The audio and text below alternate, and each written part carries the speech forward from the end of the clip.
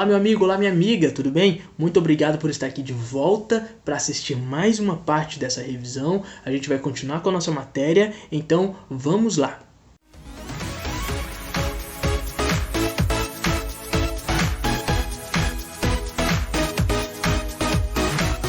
Vamos agora para a questão dos defeitos do negócio jurídico. Os defeitos do negócio jurídico, eles são 7, tá bom? Porque veja bem, o negócio jurídico, como eu já disse, é um acordo de vontades entre duas ou mais pessoas em que todas devem estar de boa fé na aceitação do acordo. Porém, o acordo ele pode conter vícios, e esses vícios eles irão levar à possibilidade de anulação, não nulidade, anulação do negócio jurídico realizado. Um negócio jurídico viciado é um negócio jurídico defeituoso. E como eu já adiantei para vocês, e como vocês estão vendo no slide, são 7 os defeitos que o negócio jurídico pode ter. E são esses daí: erro, dolo, coação, estado de perigo, lesão, fraude contra credores e simulação. É bom, para ficar bem gravado, né? Eu trouxe essa dica de memorização. São os 7 pecados. São os 7 pecados do negócio jurídico. Então, o negócio jurídico não pode ter nenhum desses pecados, porque se tiver, ele pode ser anulado, ok? Antes de continuar, porque, veja bem, é importante que você saiba, a partir daqui, que nem todos os vícios eles vão gerar a nulidade, ok? Nem todos os vícios irão levar à nulidade. Alguns deles, veja bem, alguns deles, na verdade um deles, vai levar, na verdade, à nulidade de fato. A anulabilidade vai ser em todos os outros 6, mas em um em específico somente ocorrerá a nulidade, ele será nulo. Então, é importante que você saiba a partir daqui que nem todos os vícios do negócio jurídico, geram a sua invalidação. Na verdade, como que eu já falei, defeitos do negócio jurídico, via de regra, eles levam... Via de regra sim, porque 6 vão levar isso. Vão levar a anulabilidade e não a nulidade. Somente um único negócio jurídico ele será considerado nulo. E esse é a simulação. Já adiantei isso para vocês, então gravem isso. Erro, dolo, coação, estado de perigo, lesão, fraude contra credores. Todos esses 6 podem ser anulados. A simulação é nula. Perfeito? Compreendido isso, vamos passar para o primeiro... na verdade, para uma divisão, antes da gente passar para o primeiro. Porque os defeitos do negócio jurídico eles são divididos em 2 grupos. Vícios de consentimento, vícios sociais. Os de consentimento são esses 5 aí: erro, dolo, coação, estado de perigo, lesão. E os vícios sociais, fraude contra credores, simulação. São chamados de vícios sociais porque eles vão afetar de forma mais ampla a sociedade. Tá? Os vícios de consentimento eles vão afetar a forma do indivíduo, individualmente cada pessoa. Tá bem? Então, próximo slide. Erro. O erro, certo, pessoal? O erro, ou também ignorância, porque o Código Civil ele chama o erro também de ignorância, nada mais é do que a falsa representação da realidade, ou o completo desconhecimento dessa realidade, ok? Somente o erro substancial ele vai ser entendido como defeito do negócio jurídico. O erro substancial é sobre a substância do objeto, é sobre o objeto em si. Então tenham isso em mente. É no erro que nós vemos a questão do homem médio, a figura do homem médio. Porque você pega o homem médio e você usa ele para avaliar esse defeito. Esse defeito, que é o erro, respeitando as peculiaridades do caso concreto. Então, pensem bem. Uma pessoa que está comprando, Uma pessoa que está comprando um determinado bem, que está comprando, sei lá, de repente uma... O que eu posso imaginar aqui? Está comprando um anel, uma joia, e ele acredita que aquela joia é de ouro, mas na verdade ela somente é folhada a ouro.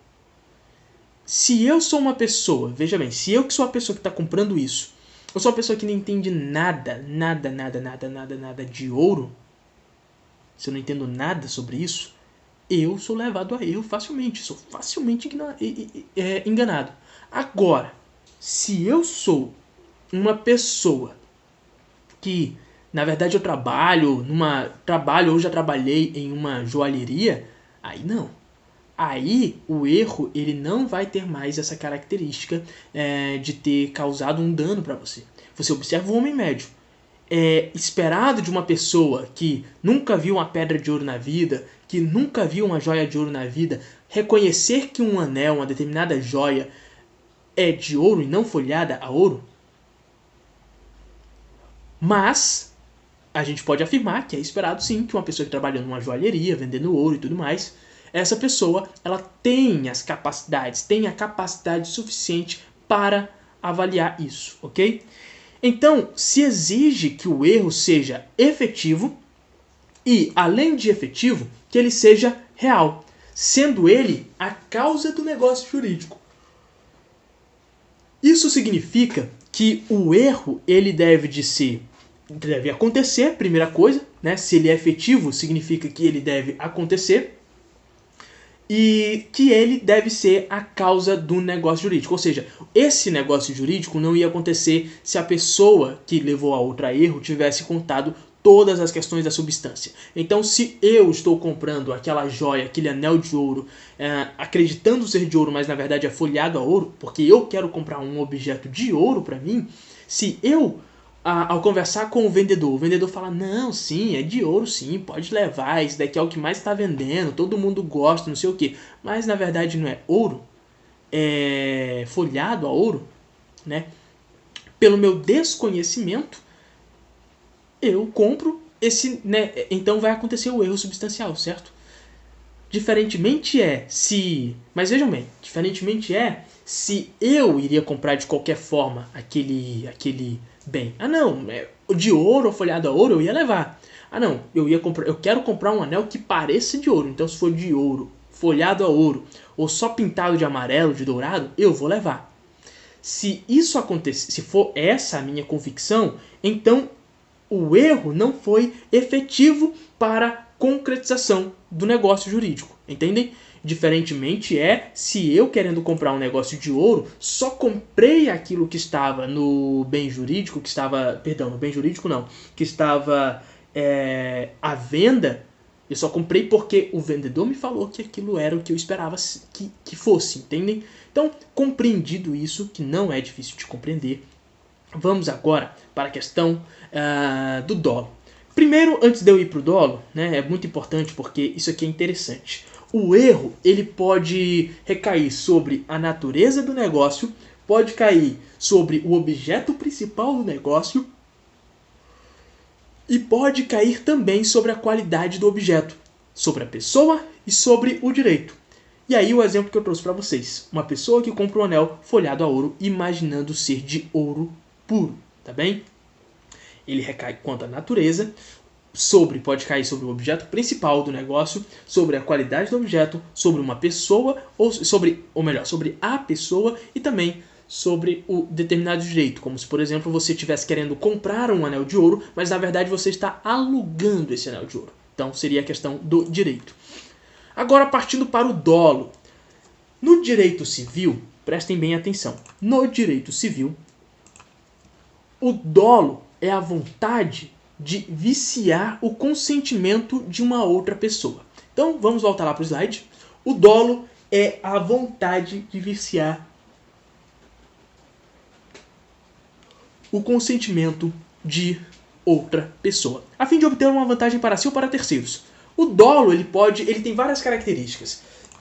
Isso que é o interessante de trabalhar com dolo, porque o dolo ele tem várias, vamos dizer assim, espécies. Então você tem que analisar caso a caso para ver aonde se enquadra. Porque a depender do caso, o dolo ele pode levar à nulidade, como dá para ver aqui no slide, ele pode levar à anulabilidade, ou ele pode apenas gerar apenas a obrigação de reparação das perdas e danos, não se falando em nulidade, ok? Em anulabilidade, tudo bem? Então, vamos lá. O dolo principal. ocorre quando um dos negociantes, porque vejam bem, as partes de um negócio jurídico são negociantes. Então, quando um dos negociantes age com a inequívoca vontade de enganar o outro, sendo o negócio jurídico celebrado por causa desse vício de consentimento. Aqui gera a anulabilidade. Eu, vendedor, influenciei você a comprar, a fazer um negócio jurídico. Eu fiz você comprar esse objeto. E você só comprou esse objeto porque você estava com a sua vontade viciada, ok? Então eu, vendedor, sei lá, querendo bater a minha meta de vendas, eu vejo que está demorando para eu bater minha meta de vendas e a sua compra vai me atingir a meta de vendas. Então eu ajo com a vontade de te enganar. E por eu querer te enganar, eu estou com o dolo principal. Porque o dolo principal aqui, então, ele é a coisa principal no negócio jurídico de verdade, entendem? Sem o dolo, o negócio jurídico não iria ser caracterizado. Se eu digo para você que esse anel de ouro não é de ouro, que na verdade ele é folhado a ouro, ou que simplesmente eu pintei ele com tinta dourada, meus amigos, vocês não iam comprar. Entenderam? Dolo acidental. Vamos passar agora para o dolo acidental. O dolo acidental, embora haja a vontade de enganar, o negócio jurídico ele seria celebrado de qualquer forma. É aquilo que eu estou dizendo para vocês. Eu sou o vendedor e eu tenho que bater a minha meta de vendas. Eu tenho que lhe vender. E a sua aquisição desse anel, ele vai fazer eu atingir a minha meta de vendas logo. Porque está demorando, mas a sua compra é que está faltando. Mas você queria comprar tanto um anel de ouro quanto um anel folhado a ouro. Você só queria um anel. Você na verdade nem queria que fosse de ouro. Podia ser um anel de plástico. Você queria só um anel. Percebam que eu lhe enganar para você comprar, dizendo, não, esse anel é de ouro sim e tal. E você fala, não, mas eu não quero que seja de ouro, tanto faz um de ouro. E eu lhe convenço a comprar o de ouro, porque o de ouro é mais bonito, é mais valioso, não sei o que, depois para você vender vai ser mais fácil, não sei o que. Eu faço um dolo acidental. É um dolo que não é o objeto principal desse negócio jurídico. O negócio jurídico ia acontecer de qualquer forma. E por isso não leva à anulabilidade. Leva apenas à obrigação minha, de vendedor, a reparar as perdas e danos que você sofreu. Perfeito? Ainda tem mais. O dolo ele ainda pode ser caracterizado de outras duas formas, tá bom? O dolo ele pode vir através de uma omissão essa dolosa, que é quando um dos negociantes omite para o outro a qualidade do objeto daquele negócio jurídico. Sem a omissão, o negócio jurídico seria celebrado. E aqui sim, causa de anulabilidade. O que é a omissão dolosa? Na omissão dolosa, na verdade, eu não quero lhe levar a erro. Eu não pratico uma ação de lhe enganar. Eu não estou lhe enganando de fato. Na verdade, você que está se enganando e eu só estou permitindo. Entendeu? É aquilo, ó. Você falou, tá falado e você que sabe. Eu não tô te corrigindo, entendeu? Você quer comprar um anel? Quer comprar um anel. O anel é folhado de ouro, mas você tá dizendo que é de ouro porque você diz que é um grande entendedor, não sei o que, e olha o anel e fala, bom, esse anel aqui é de ouro porque eu conheço ouro, não sei o que. Legal. Então, e eu sei que aquilo não é de ouro, eu sei que aquilo dali é folhado de ouro. Então, na minha cabeça, eu tô pensando, meu Deus do céu, que cara chato, isso aí não é ouro, mas tá, ele é trouxa, eu vou vender pra ele. Entendem? É essa a questão. A omissão dolosa ela vem daí, porque eu deixo de informar o cliente sobre uma característica. Diferentemente se eu vendedor falo, olha, veja bem, esse anel, você está dizendo que é de ouro, mas ele não é de ouro. Ele, na verdade, ele é folhado a ouro, tá bom? É que a gente vende aqui muitas imitações que são bem parecidas com ouro e tudo mais. E eu, cliente, né? Você vendedor tá falando isso pra mim, e eu, cliente trouxa, querendo ser um sábio, eu falo, não, você não sabe de nada, você é um vendedor imprestável, não sabe que isso aqui é ouro, e aí mesmo assim eu compro. Aí não teve dolo. Percebem essa diferenciação? O dolo ele também pode ser cometido, pessoal, por terceiros, quando o terceiro tinha ou deveria ter conhecimento do vício.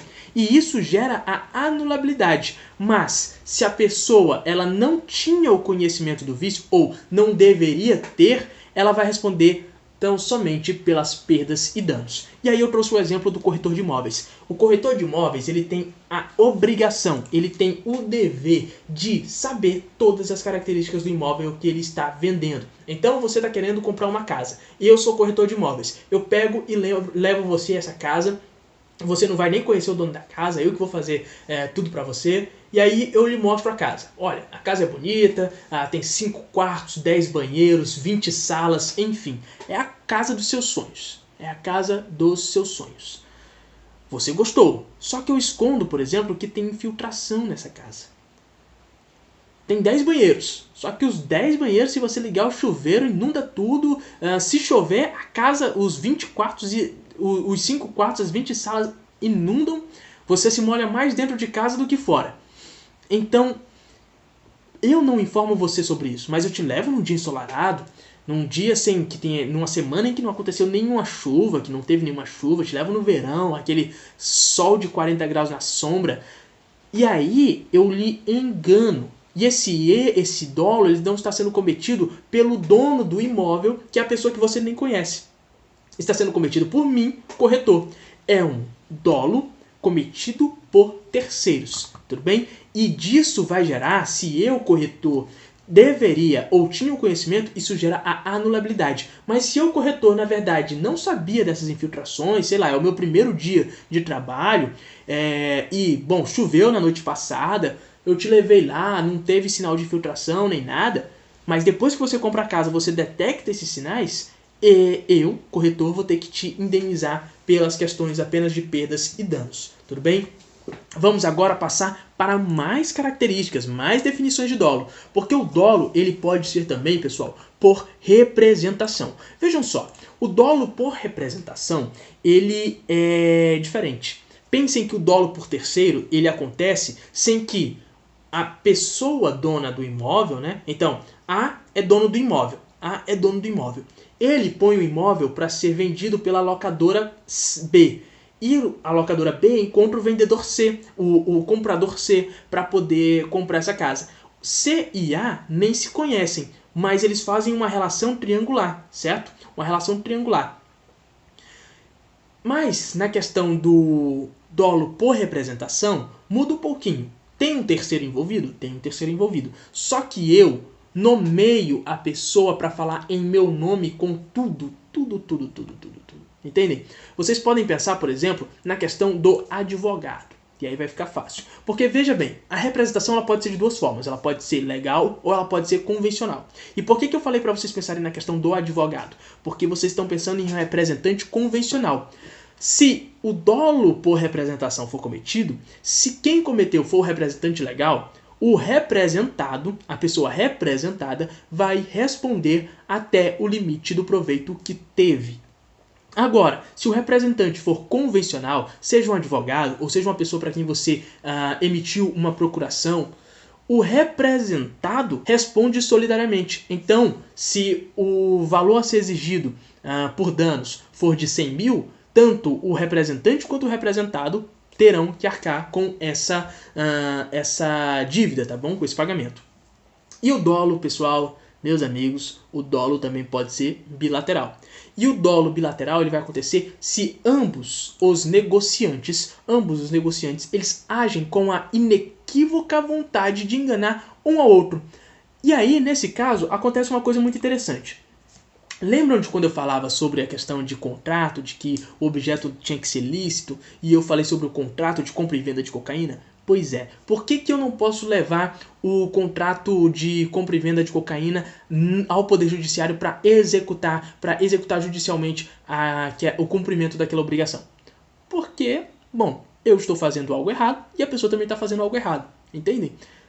A mesma coisa aqui, no dolo bilateral, eu estou tentando, ou até mesmo consigo, né? Vamos pensar na possibilidade de conseguir. Eu estou induzindo ao dolo, eu estou enganando a pessoa para que ela celebre o contrato, para que ela celebre o negócio jurídico. Então imagine que eu estou tentando passar a perna em você. Eu estou querendo ser um espertão, querendo passar a perna em você, enfim. Só que você também tá. Você também está querendo passar a perna em mim. São duas pessoas querendo passar a perna um no outro. Por conta disso, vai acontecer esse seguinte efeito aí. Nenhuma dessas pessoas poderá alegar o vício de consentimento, nem mesmo pedir indenização por perdas e danos, tá bom? Bom, acabamos a questão do dolo e vamos agora para a coação. A coação ela pode ser física ou ela pode ser moral. E ela deve ser tão real ou possível de ser real, né? Então, olhem só. Ou a coação ela existe ou há uma possibilidade dela existir. Existe ou tem a possibilidade de existir. Perfeito? Entendido? Segue o baile. Pode ser física ou moral e deve ser tão real ou possível de ser real que gere ao coagido, a pessoa vítima da coação, fundado temor de dano iminente e considerável a si, a sua pessoa, à sua família ou aos seus bens, o seu patrimônio. E aí a gente tem alguns exemplos, por exemplo. Nós temos alguns exemplos, certo? Desses exemplos, a gente pode pensar na pessoa que celebra um acordo. Vamos trabalhar colocando a minha pessoa na situação.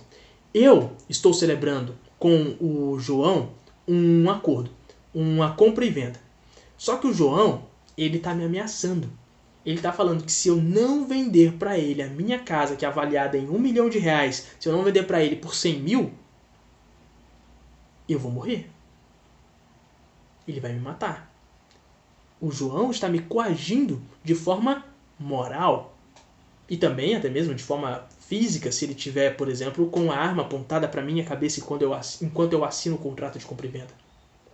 Entendem? Ou melhor, o João e a Maria são casados. A Maria, que é a esposa do João, está na casa que eu vou vender para eles, com a minha família, todos os meus filhos, a minha esposa, todos amarrados. A Maria está com a arma na cabeça deles. E o João está no telefone com ela. E eu estou conseguindo ouvir, inclusive, minha família gritando. Eu tenho aí uma coação tão grave que me leva. Eu prefiro assinar o contrato de compra e venda por 10% do valor do imóvel do que perder a minha família ou perder a minha vida. Entendem? Isso é coação. Se o objeto da coação for alguém alheio à família, então imaginem assim, que é o meu melhor amigo que está sendo vítima, que está tendo a arma apontada para a cabeça. É a Maria falando, eu vou matar o seu melhor amigo se você não vender, se você não celebrar aí com o João no cartório o registro da compra e venda desse imóvel. Se é uma pessoa alheia à minha família, fica a cargo do juiz analisar o caso concreto, perfeito? É o juiz quem vai analisar o caso concreto. Não é mais a lei que vai dizer que é anulável isso. E por que é anulável? Porque eu posso escolher não suscitar essa coação no poder judiciário, enfim, tá bom? Então, vamos mudar. Vamos agora para o próximo slide. O próximo slide, ainda falando sobre a coação, fala sobre uma questão importante. O Código Civil, no artigo 153, ele fala: não se considera coação a ameaça do exercício normal de um direito, nem o simples temor reverencial. Opa, o que isso quer dizer, Felipe? Isso quer dizer que quando eu estou exercendo um direito, se eu estou dizendo para você que eu vou fazer tal coisa que me é possibilitada pelo direito, então isso não é ameaça, isso não é coação, entendem? Estou ameaçando vocês, por exemplo, de executá-lo judicialmente se você não pagar a dívida que você tem para mim. Isso não é coação. Isso, na verdade, eu dizendo para você, cara, eu vou fazer uso do meu direito se você não pagar a dívida que você tem comigo. E aí é o exemplo, o credor que diz que executará judicialmente a dívida de a dívida que não for paga. Eu estou dizendo que eu vou fazer algo que é um exercício normal do meu direito. Então isso não pode ser entendido como coação, porque a coação é uma violência injusta. E se é uma violência injusta, pode ser anulável. Mas no caso não é, porque eu estou dizendo que eu estou te ameaçando de uma execução judicial, mas é um direito meu. Também o simples temor reverencial não pode ser alegado para se dizer que houve uma coação. Como uma pessoa que é extremamente religiosa e que doa R$100 mil à igreja e quer ver esse contrato anulado, porque o líder religioso prometeu uma intercessão divina. Também não pode ser considerado. O que isso quer dizer? A pessoa ela é extremamente religiosa, o seu líder religioso lhe promete uma intercessão divina, dizendo que Deus vai intervir na vida da pessoa, vai abrir portas de emprego, sei lá, vai fazer ela ganhar na Mega Sena. Então fazer a doação de 100 mil reais para a igreja não é nada comparado ao prêmio de milhões de reais que ele vai ganhar na Mega Sena. Só que a pessoa acredita porque tem um temor reverencial. Ela respeita aquele pastor. Ela tem uma grande credibilidade por aquele pastor, por aquele padre, por aquele líder religioso. Tá bom? Qualquer religião que seja. Também o temor reverencial ele pode ser perante os pais. Pode ser também perante um ídolo. Por exemplo, a pessoa é muito fã de um artista. A pessoa é muito fã de um artista e aquele artista fala, olha, doa 100 mil reais aí pra minha causa e eu, sei lá, vou te ajudar a conseguir um emprego. Não sei, qualquer hipótese, gente, qualquer hipótese. E a coação ela também pode ser exercida por terceiros, tá bom? A coação ela pode ser exercida por terceiros. A coação por terceiros é, por exemplo, quando uma pessoa alheia ali à relação, ela está querendo obter uma vantagem. Okay? Então, sempre que uma pessoa estiver ameaçando uma outra, enfim, para conseguir uma vantagem, vai ter uma coação. Vamos agora para mais um slide, mais um tópico, que é o estado de perigo. O estado de perigo ele está caracterizado quando um dos negociantes está influenciado pela necessidade de salvar a si ou a alguém da sua família de grave dano conhecido pelo outro negociante e por isso assume obrigação excessivamente onerosa. Parem aqui. Existe o João e existe o José. E existe o Pedrinho, filho do João. João, José e Pedrinho. O João, os três, né, estão, sei lá, num clube. Tem uma piscina e só estão os três, não tem mais ninguém. Nem salva-vidas tem, enfim, só tem esses três. O João não sabe nadar e o Pedrinho cai na água. O João fica apavorado porque é o filho dele. E então ele pensa, cara, meu filho vai morrer, porque o meu filho não sabe nadar e eu também não sei nadar, então se eu pular lá dentro eu vou morrer. O que acontece? O que vai acontecer agora? Então, a pessoa na necessidade de salvar alguém da sua família de um grave dano, que é inclusive conhecido nessa hipótese pelo José, porque o José também está lá ao lado da piscina. E o José está de braço cruzado, vendo o Pedrinho se afogar e o João desesperado. O João, ele então vira para o José e fala, José, pula na água, eu sei que você sabe nadar, pula na água, salva o meu filho e eu vou te pagar uma recompensa de 100 mil reais. O José, diante dessa promessa, meu amigo, desse negócio jurídico que aconteceu, foi um negócio jurídico verbal. Pulou na água, salvou o Pedrinho, saiu da água. Agora ele pode exigir os 100 mil reais. Só que esse estado de perigo, ele vicia a vontade.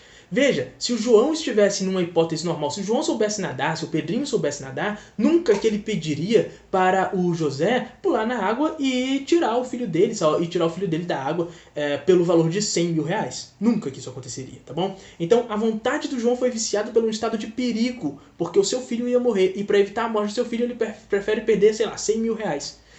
Nessa hipótese, caberá a anulabilidade. Anulabilidade por quê? Porque se o João quiser de fato pagar o José esses 100 mil reais por salvar o Pedrinho, beleza, tá ótimo, entenderam? Vamos agora para mais um slide, falando agora sobre lesão.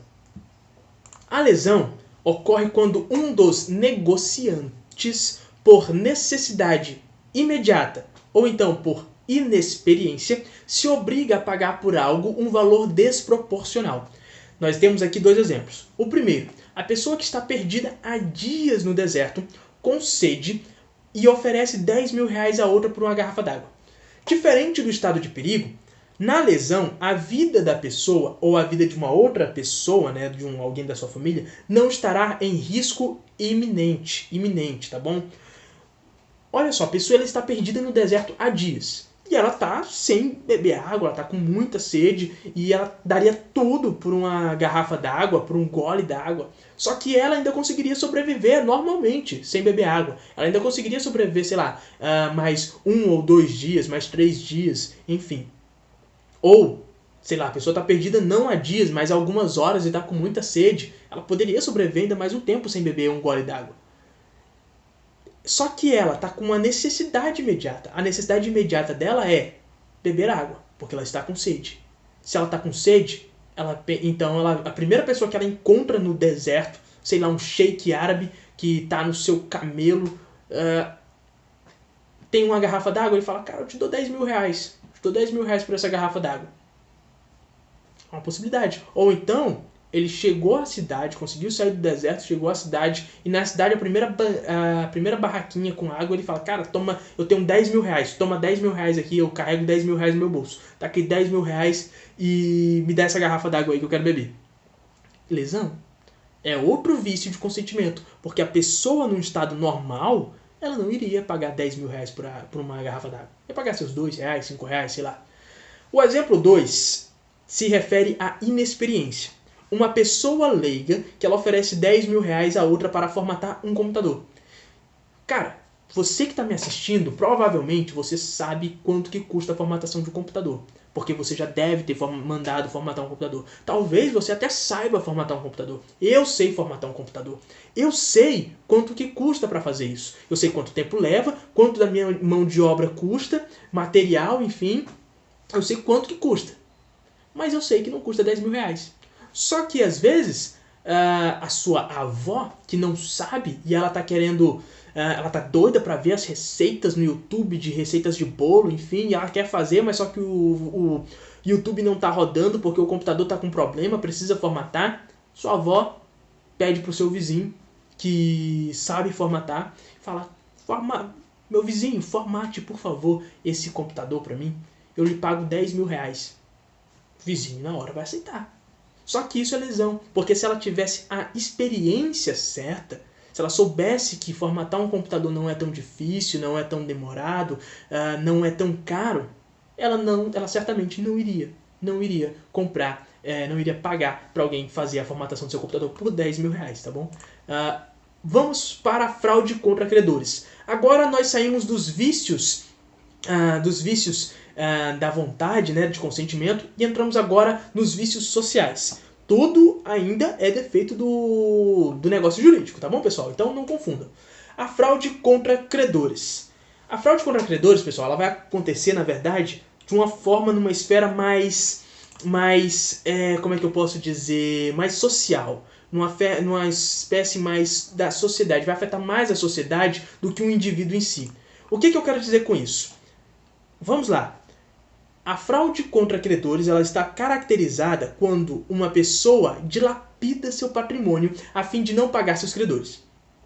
Ou seja, ela começa a queimar dinheiro, ela começa a torrar dinheiro, torrar o seu patrimônio. Ela tem, sei lá, 10 casas e tem uma dívida de 1 milhão de reais. As suas 10 casas conseguem pagar esse 1 milhão de reais, só que ele não quer pagar esse valor, ele não quer pagar esse 1 milhão de reais. Então ele começa a vender as casas, ele vende, às vezes pelo valor justo, às vezes por um valor muito baixo, mas ele vende, ele começa a acabar com o seu patrimônio ao ponto de ficar à beira da insolvência ou ficar insolvente. Imaginem que a pessoa tem 10 imóveis, cada imóvel é avaliado em 1 milhão de reais, e essa pessoa tem 2 milhões de reais em dívidas. Essa pessoa começa então a vender os seus imóveis. O seu credor, que tem esse crédito de 2 milhões de reais, né? Ele tudo bem, ele pode aceitar a alienação de um imóvel, de 2 imóveis, de 5 imóveis, porque os outros imóveis iriam pagar. Mas a partir do momento que a pessoa começa a vender mais imóveis e vende, sei lá, o 7º imóvel, o 8º imóvel, bom, já começou a dificultar para recuperar esse dinheiro. Pode ser através de uma compra e venda, que ele dilapida esse patrimônio, pode ser através de uma doação, entendem? A questão é, ele elimina do seu patrimônio os seus bens que responderiam juridicamente pela dívida. E aí eu trago o exemplo. A pessoa que faz um empréstimo bancário e aliena o único bem que poderia responder pela dívida. Às vezes a pessoa tem uma casa e tem um carro. Só que aí, quando a gente... No direito civil, gente, tem uma questão de bem de família. Se vocês não sabem o que é o bem de família, vão lá no Instagram do Direito no Cast, eu fiz uma publicação uma certa vez sobre o que é bem de família, tá bom? O bem de família, ele não pode ser penhorado, por exemplo. Então, a única casa que a pessoa tem para morar com a sua família não pode ser penhorada. Só que o carro, às vezes pode. Às vezes não é entendido como bem de família. Então, o carro era o único bem que a pessoa tinha que podia responder pela dívida. Ela pega e vende. Ela vende o carro. Ela doa o carro. Ela inutiliza o carro. Entendem? Ela elimina aquele carro do seu patrimônio para não satisfazer a dívida. Isso é um exemplo de fraude contra credores. Belezinha? Vamos agora para mais um slide. Ainda sobre fraude contra credores, né? Porque aqui é importante eu falar para vocês sobre a questão dos quirografários e não quirografários, né? Que são os credores. Isso aqui também é uma terminologia que acaba atrapalhando a vida do aluno que está em primeiro ano, hein? Existem dois tipos de credores, o quirografário e o não quirografário. Quirografário sem garantia, não quirografário com garantia. Então, parem e pensem. Pensem talvez, sei lá, no inverso da palavra, né? Não seria sim. Então, você grava aqui, quirografário tem relação com garantia, não com. Né? Não quirografário com garantia. Quirografário sem garantia. Perfeito? Os credores, eles irão exigir a anulabilidade através de uma ação chamada ação pauliana. E vai pedir a anulabilidade das alienações ou das novas aquisições do devedor. Como assim? Vejam bem, o cara já tem uma dívida de 2 milhões de reais. Ele tem um patrimônio avaliado somente de 3 milhões de reais. E ele continua comprando coisa, ele continua fazendo dívida. Eu, credor, posso entrar na justiça pedindo a anulabilidade das novas aquisições dessa pessoa, porque ela está aumentando o número de credores e, consequentemente, diminuindo o volume de dinheiro que ele terá para satisfazer as dívidas que ele já possui, tá bom? Ele também, através da ação pauliana, eu também posso anular as alienações que ele fizer. Então, se ele vende a casa dele que poderia responder pelo patrimônio, eu entro com a ação pauliana e aí vai ser anulado essa venda, vai ser anulada essa venda da casa que iria responder pela dívida, certo? O credor quirografário, certo? Vamos mudar aqui, o credor quirografário não poderá receber o pagamento de dívida ainda não vencida. Quem que é o credor quirografário? É o credor sem garantia. Para você ser um credor com garantia, basta você fazer um contrato de compra e venda com a pessoa e colocar numa cláusula dizendo de que tal bem vai ser dado como garantia. Perfeito? Então você está vendendo para uma pessoa, ou melhor, vamos pensar no empréstimo. Você está emprestando para uma pessoa 100 mil reais e ela tem uma casa avaliada em 100 mil reais. Você coloca como garantia a casa. Uma vez dada como garantia, perfeito, acabou, segue o jogo, ok? O credor quirografário, ele não poderá receber o pagamento de dívida ainda não vencida. Isso por quê? Porque ele não tem garantia. Então, se a dívida dele está para vencer no dia 31 de dezembro de 2021, ele não pode receber essa dívida, o pagamento dessa dívida, no dia 25 de dezembro. Não pode. Não pode. Isso quando a gente fala aqui sobre a hipótese de fraude contra credores, tá bom, pessoal? Beleza, eu acho que é só isso sobre fraude contra credores. Não é não, porque aí eu lembrei que preparei para vocês isso aqui, olha. Porque às vezes você acaba se perdendo quanto ao que é fraudulento. O que você acaba imaginando que é fraudulento? Bom, você presume que algo é fraudulento quando o negócio jurídico vai ocorrer na clandestinidade, quando os bens alienados continuam em posse do devedor, quando há a falta de causa do negócio, quando há parentesco, ou seja, quando um pai vende para um filho, vende para um irmão, vende para outro, enfim, ou afinidade entre o devedor, e o terceiro, perfeito? O negócio, a negociação, quando ela ocorre a um preço muito baixo, é o exemplo de eu vender a casa que vale 1 milhão de reais por apenas 100 mil reais, ou todos os bens do devedor são alienados. De uma vez eu alieno todos os bens que eu tenho que poderiam responder em um eventual processo de cobrança de crédito, tá bom, gente? O contrato, por último, da simulação. A simulação, como eu falei para vocês no começo dessa aula, é o único vício de consentimento é o único defeito jurídico, na verdade, vício social é o único defeito do negócio jurídico que gera a nulidade do negócio jurídico. Assim como outros vícios, é uma forma de fazer com que a realidade de um negócio jurídico seja deturpada.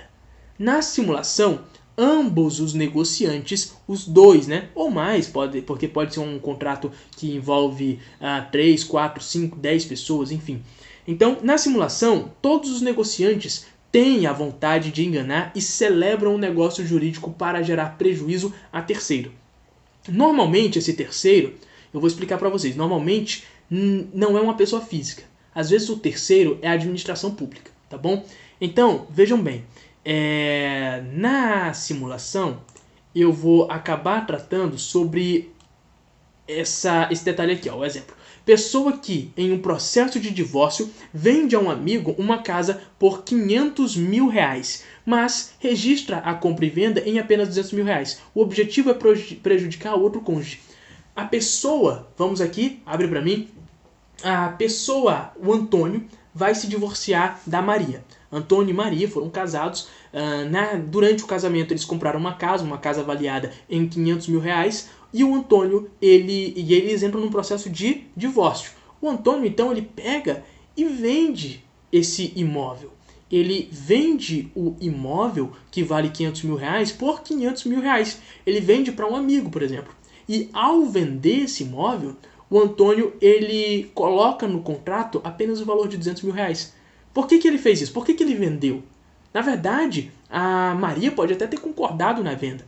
Por que ela concordaria? Porque aí com a alienação teria um valor que poderia ser dividido. Então se a casa era avaliada em 500 mil, seria 250 mil reais para um, 250 mil reais para o outro, a depender do estado, né, do tipo de casamento que eles tiveram, da união deles. Então, ele vende por 200 mil, ele guarda para ele 300, ele vende por 500 mil, coloca no papel que é 200 mil, e aí ele só tem obrigação jurídica, porque se a Maria for reclamar isso na justiça, ele vai poder apresentar o contrato. Não, olha aqui o contrato, olha aqui o recibo, olha como eu registrei no cartório de imóveis. A casa podia ser avaliada em 200 mil, mas eu vendi a 200 mil, porque a gente estava querendo vender logo. Enfim, é uma artimanha, é uma forma de você prejudicar terceiros. Só que na simulação, as duas partes do negócio jurídico, então a pessoa que está vendendo e a pessoa que irá comprar, elas sabem que é uma simulação e elas fazem isso para enganar uma outra pessoa alheia a essa relação, tudo bem? Também vocês podem pensar na questão de enganar o fisco, enganar o Estado que vai ter que recolher tributos, enfim. A pessoa, quando ela faz a compra e venda, quando ela celebra o contrato de compra e venda de um bem imóvel, como a casa no nosso exemplo, ela vai ter que recolher tributos. Ela tem que recolher tributos, porque há então um imposto de transmissão. Esse imposto de transmissão de bens imóveis, que, salvo engano, é ITBI, o imposto de transmissão de bens imóveis, tem que ser pago. Ele tem que ser pago.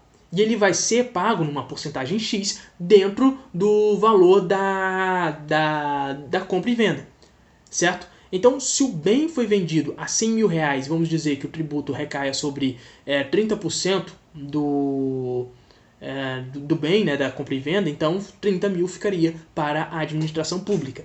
Só que as partes não querendo recolher tudo isso de tributo, o que elas fazem? Ao invés de eu vender por 100 mil reais, já que vale 100 mil reais e a administração pública vai me comer 30 mil, eu vou vender, sei lá, por 10 mil reais, faço esse contrato de boca, não preciso fazer por escrito, depois registro lá no cartório, e o que eu vou recolher de tributo é só 30% de 10 mil, então 3 mil reais. Olha só a vantagem que a pessoa tem. Mas só que é um contrato simulado. E por isso não pode acontecer. E por isso ele é anulado. Porque ele vai afetar de forma muito drástica a sociedade. Então, o único tipo de negócio, o único tipo de defeito jurídico, defeito do negócio jurídico que pode ser nulo, que é nulo de pleno direito, é a simulação. Eu espero que vocês tenham entendido, eu espero que vocês não tenham ficado com nenhuma dúvida, tudo bem? Então, meus amigos, isso é o que eu tinha para falar com vocês hoje. Vamos agora para o final. Se vocês tiverem qualquer tipo de dúvida, é só vocês me mandarem mensagem, tá bem? Vocês podem mandar mensagem pelo WhatsApp, vocês podem mandar mensagem pelo Instagram, vocês podem me mandar mensagem no Instagram pelo @FelipeAlencar, certo? Ou Direito no Cast, qualquer um dos dois, ok? Se vocês tiverem alguma dúvida, se vocês já estão com o material em mãos, coloca o material no celular, abre no celular, clica no ícone e aí você vai conseguir me mandar uma mensagem direto no WhatsApp, perfeito?